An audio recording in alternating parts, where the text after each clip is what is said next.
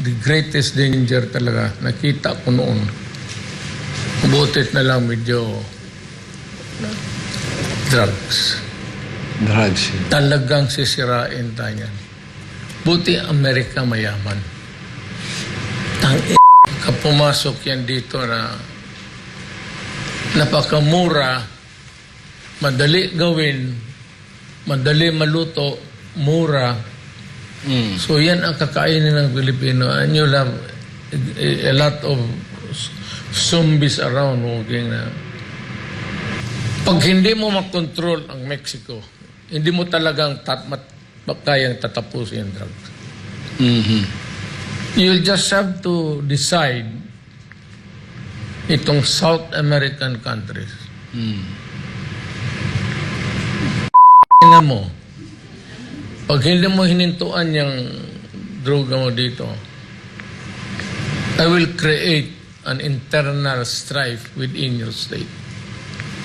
I will foment rebellion. I will encourage whatever there is that could bring disaster. Kung guguluhin mo yung Amerika, ang ano ko, guguluhin ko na ilang bayan mo. Sisirain na lang kita. May pera ako, bago matapos yung area. In the long run, ang sisira sa Amerika yung drugs. Dahan-dahan yan. It is slowly eroding the public, the American public. Marami na kasi makita mo, magtitent dyan sa downtown. And in thy name, human rights, hindi naman nila tapos yan. Mag-ano ng opium, harap-harapan, yung meth.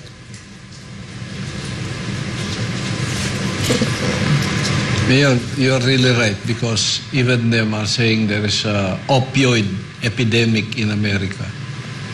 Like, for example, the fentanyl epidemic na freely coming from the border of Mexico going to America.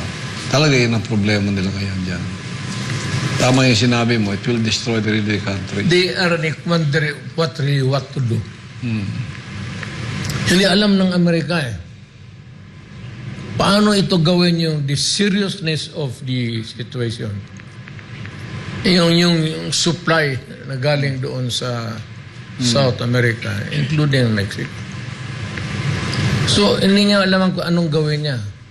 Gigirahin ba nila ito? Bombahin niya.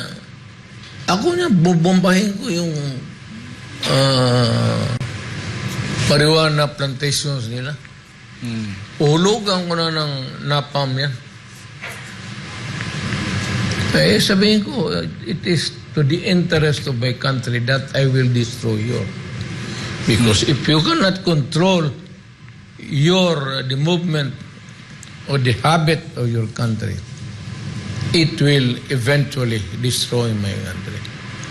So, you decide now. Sisirain ninyo yung drug industry ninyo once and for all o magkagulo tayo.